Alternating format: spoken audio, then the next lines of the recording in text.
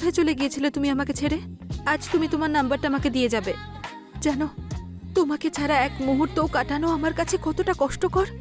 চিন্তা করো না, আলাদা হওয়ার সমস্ত মুহূর্তের হিসেব আজ পূর্ণ হবে। নাম্বারও দেব আর তোমার সমস্ত অভিযোগও দূর করে দেব।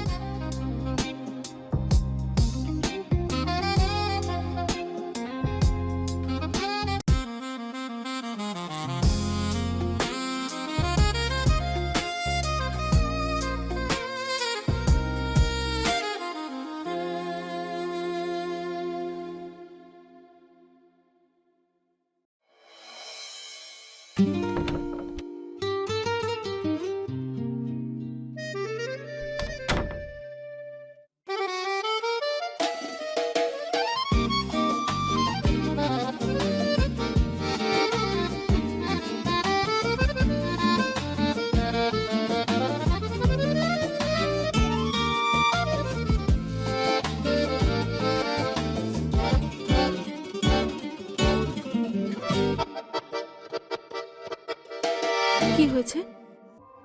আমাকে পছন্দ হয়নি? না, ব্যাপারটা সেরকম নয়। তাহলে? আমি আমি পারবো না। তার মানে? আমি তোমাকে স্যাটিসফাই করতে পারবো না। আমার অনেক দুর্বলতা আছে। কি তোমার দুর্বলতা আছে? তাহলে তুমি আমাকে কেন বিয়ে করলে? আমি তো করতেই চাইছিলাম না, কিন্তু বাড়ির লোকের আমার কথাই শুনো না। কেন শুনবে? তুমি হয়তো বলোইনি যে তুমি নপুংসক। অদ্ভুত ব্যাপার তো, বাড়িতে এইসব কথা বললে আমার কি সম্মান থাকতো? তুমি আর তোমার 2 পয়সার সম্মান। তুমি একবারও আমার কথাটা ভাবলে না যে আমি কি করে থাকবো? ভেবেছিলাম এই অতৃপ্ত আত্মার সঙ্গে এই বাড়িতে আমি কি করে থাকবো। তাই তোমার এই অতৃপ্তি শেষ করার জন্য আমি ব্যবস্থা করে ফেলেছি। প্রতাপ,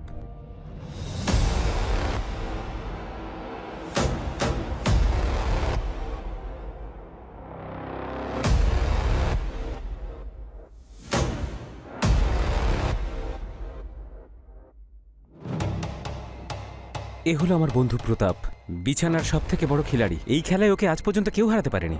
আজ থেকে তোমার খেয়াল এই রাখবে। Have fun, all the best.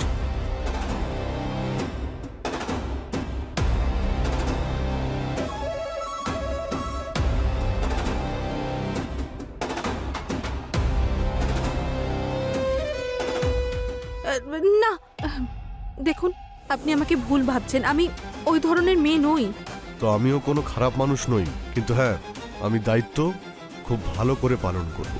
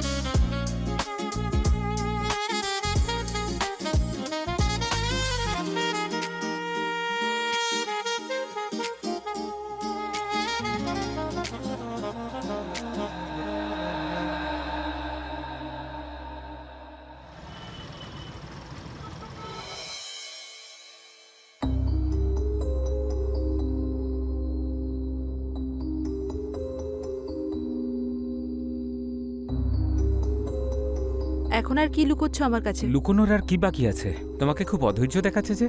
প্রতাপ আসেনি সেই জন্য তো? সব বুঝতে পারি আমি। যদি সবই বোঝো তখন জিজ্ঞেস করো কেন? জিজ্ঞেস করছি না, বলছি। প্রতাপ কোথাও বাইরে গেছে, ও আজ সন্ধ্যাতেই আসবে। তুমি তৈরি হয়ে যাও।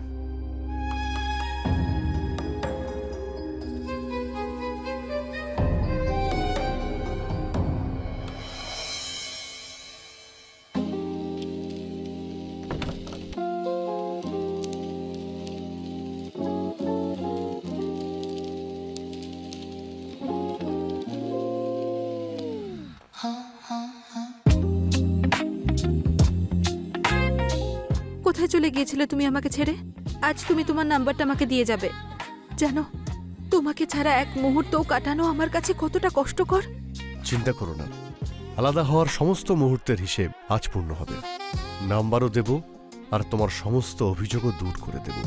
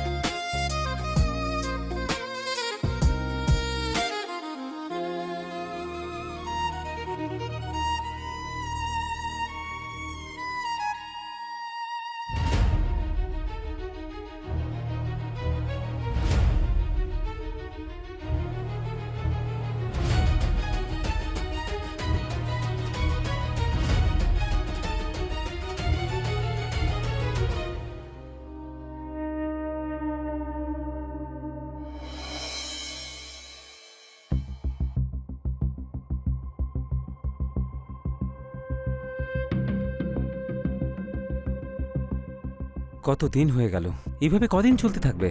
আমার বাড়ির লোকজন অথবা আত্মীয় স্বজন অথবা অফিসের লোকজন যদি এটা জানতে পেরে যায়, তাহলে তো আমি কাউকে মুখই দেখাতে পারবো না। আমি দিব্যার সাথে কথা বলি।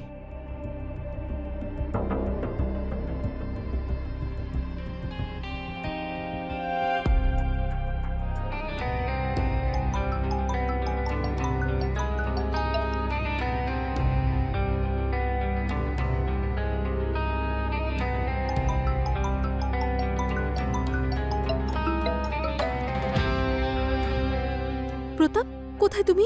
আমি একটু সমস্যায় আছি, তুমি প্লিজ এক্ষুনি বাড়ি এসো, তোমার সঙ্গে কথা আছে। আরে এমন কি হলো আবার? বলো না, তুমি কি বলবে? ওফো, আমি তোমাকে ফোনে সব বলতে পারবো না। আরে এমন কি কথা যা তুমি ফোনে বলতে পারবে না? প্রতাপ, আমি প্রেগনেন্ট। প্রেগনেন্ট? হ্যাঁ। আচ্ছা ঠিক আছে, আমি এখন একটু কাজ করছি, রাতে বাড়ি ফিরছি, তারপর কথা বলবো।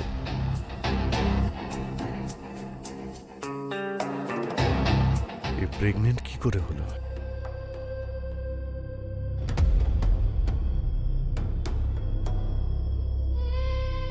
তুমি এত চিন্তিত কেন? ভালোই তো হয়েছে। তাহলে তুমি সব কথা শুনেছো? দেখো দিব্যা, তাড়াহুড়ো করো না, কাউকে তো কিছু বলার দরকারই নেই। এই বাচ্চাটাকে আমরা পালন করব, ও আমাদের দুজনের হবে। প্রতাপকে কেন কল করছো? ওর নিজের জীবন আছে তো। প্রতাপ এই সন্তানের বাবা। তাহলে এখন ওই বাচ্চার বাবা আমি। তো তুমি হঠাৎ পুরুষ হয়ে গেলে? তোমার কি মনে হয় আমি তোমার মতো কাপুরুষের সঙ্গে কতদিন থাকবো? দেখো দিব্যা, সোসাইটিতে আমার কিছু সম্মান আছে। তুমি যদি উল্টোপাল্টা কিছু করো না, আমি কোথাও মুখ দেখাতেই পারবো না। যদি মুখ দেখাতে না পারো তাহলে দড়ি কলসি নিয়ে ডুবে মরো। আমি ভালো মন্দ যা ডিসকাস করার প্রতাপের সঙ্গেই করব, তুমি কিন্তু এর মধ্যে নাক গলাতে আসবে না, বুঝেছো? তুমি যে প্রতাপকে এত ভরসা করছো না, ও কিন্তু বেশি দিন তোমায় সঙ্গ দেবে না। এটা তোমার ভুল ধারণা। আমার কোনো ভুল ধারণা হয়নি, ভুল ধারণা তোমার হয়েছে, কারণ কিছুদিন পরে ও বিয়ে করছে। কি? বিয়ে?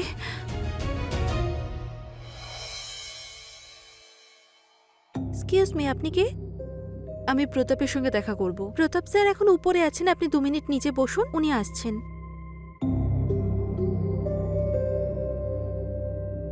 এক্সকিউজ মি স্যার, আপনার সঙ্গে কেউ দেখা করতে এসেছেন। সেন্ডার।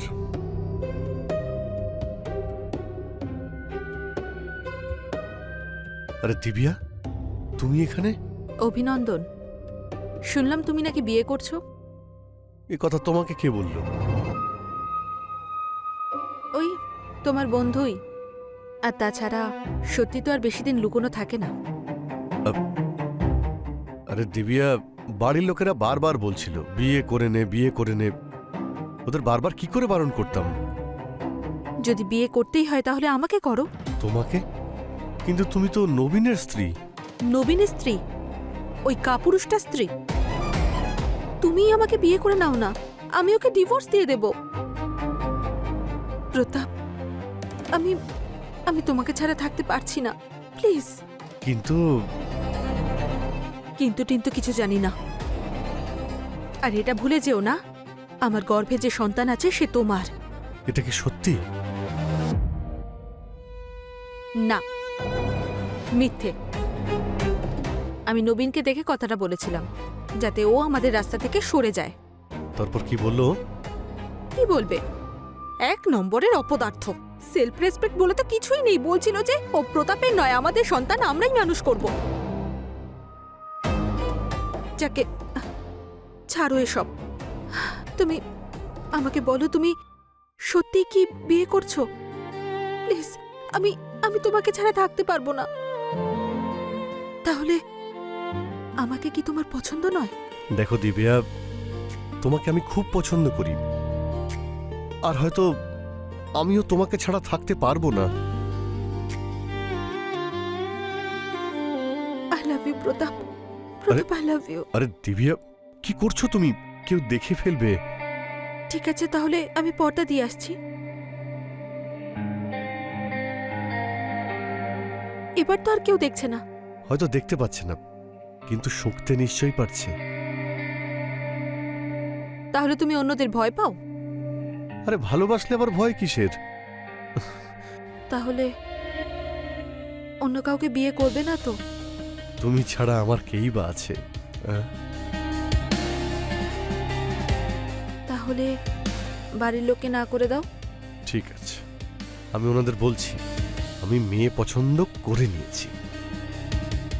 কিন্তু যদি আমরা বিয়ে করে নিই, তাহলে নবীনের কি হবে? যারা সত্যি ভালোবাসে তারা এত কিছু ভাবে না। হুম?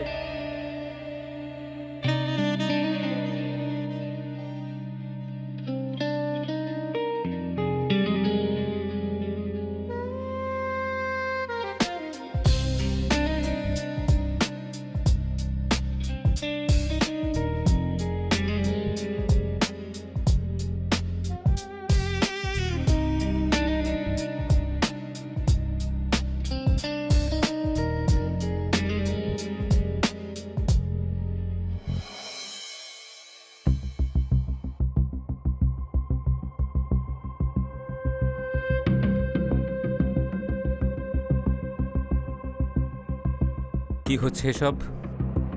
প্রতাপ, আমি তোমাকে আগেই বলেছিলাম, হ্যাঁ, যে যা হবে এই বাড়ির চার দেয়ালের মধ্যে হবে। কিন্তু তুমি তো আমার সম্মান নিয়ে ছিনিমিনি খেলছো। নবীন, ওই যে কথায় আছে না, লাভ অ্যান্ড লাস্ট কোনোভাবেই লুকোনো যায় না। আমি দিব্যাকে ভালোবেসে ফেলেছি, আর এমনিতেও ও আমার সন্তানের মা হতে চলেছে। তাই তোমার জন্য এটাই ভালো হবে, তুমি আমাদের রাস্তা থেকে সরে যাও।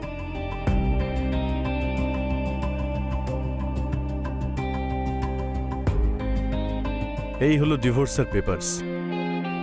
দিব্যা তোমাকে ডিভোর্স দিচ্ছে।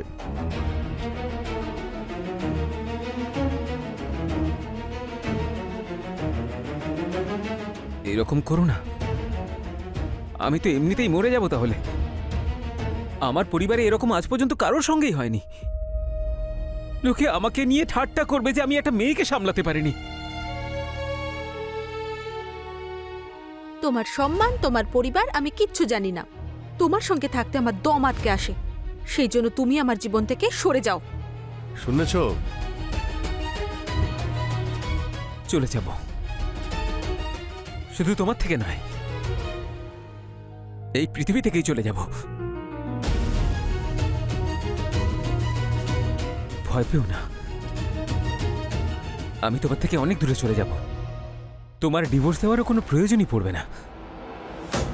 কি বলছিস কি তুই? তোর মাথা ঠিক আছে? আমার মাথা একদম ঠিকঠাক আছে।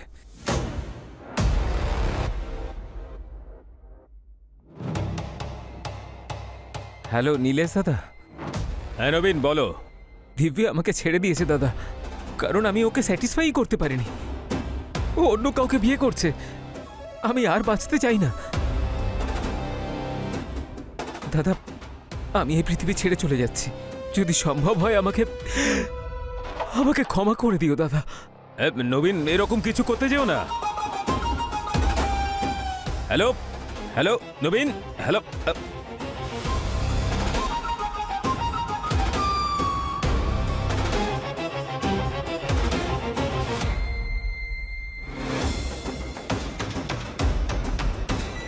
আরে কিছু করে না ফেলে, চলো। নবীন, নবীন, নবীন, নবীন, আরে পাগল হয়ে গেছো নাকি? দরজা খোলো, উল্টো পাল্টা কিছু করো না তুমি। নবীন প্লিজ দরজা খোলো।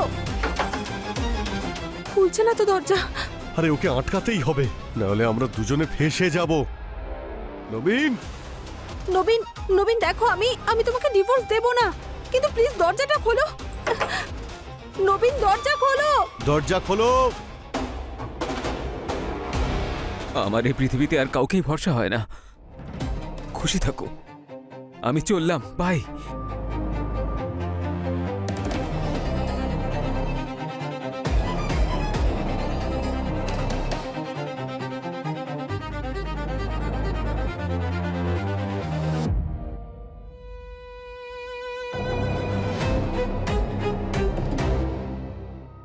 ওর এখন মাথার ঠিক নেই, আমাদের দরজা ভাঙতেই হবে।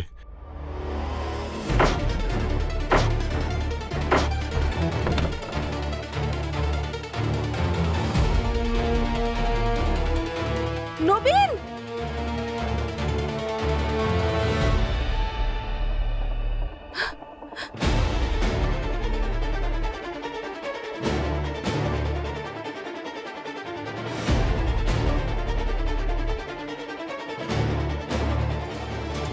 এ তো মারা গেছে। তাতে কি হয়েছে? কিন্তু একদিক থেকে দেখতে গেলে তো ভালো হয়েছে।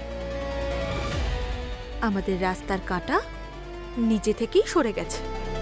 আরে সেসব তো ঠিক আছে, কিন্তু লোকজন আসবে, পুলিশেরা আসবে, অনেক প্রশ্ন উঠবে। কি উত্তর দেব সবাইকে? কি বলবো?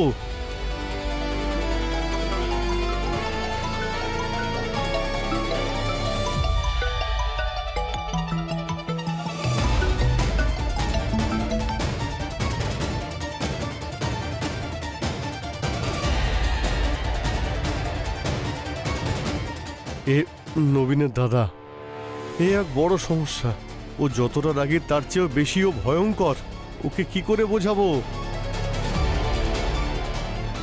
বলে দেব যে মিথ্যে মিথ্যে সন্দেহ করত। তুমি চিন্তা করো না, আমি এমন অ্যাক্টিং করব যে উনি সবই বিশ্বাস করবেন। সবকিছু ম্যানেজ হয়ে যাবে, ডোন্ট ওয়ারি। আর তাছাড়া যতক্ষণ কারোর প্রাণ না চলে যায়, কেউ মরে না যায়, ততক্ষণ ভালোবাসায় মজা কোথায়? দিব্যা, আমাদের সামনে এখানে ডেড বডি পড়ে আছে, আর তুমি এখন রোম্যান্সের কথা বলছো?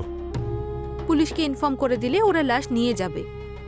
কিন্তু কিন্তু এই ধরনের বিভৎস ভয়ঙ্কর রাতে রোম্যান্স করার সুযোগ আর কখনো আসবে না।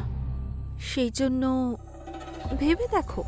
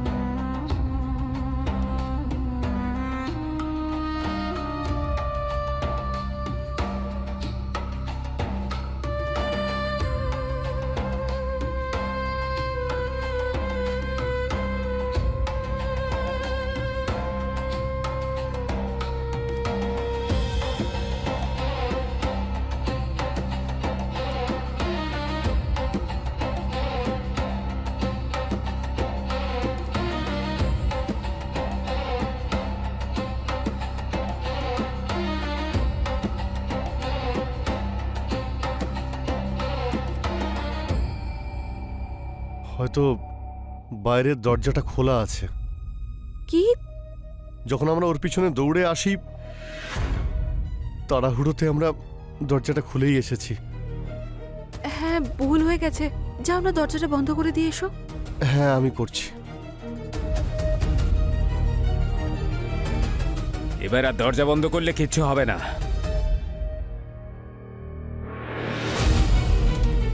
নবীন, নবীন, নবীন আমার ভাই, কি হয়েছে নবীন? নবীন, তুই কেন এরকম করলি নবীন?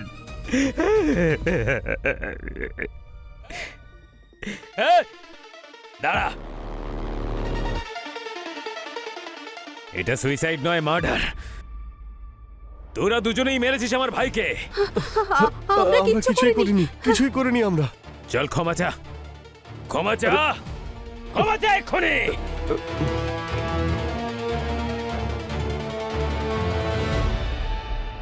নবীন, নবীন, আমাদের ক্ষমা করে দাও। আমরা অনেক বড় ভুল করে ফেলেছি। Please please. ক্ষমা করে দাও। ক্ষমা চাওয়া হয়েছে, হয়েছে ক্ষমা চাওয়া। তার মানে তোরা নিজেদের ভুল স্বীকার করে নিচ্ছিস।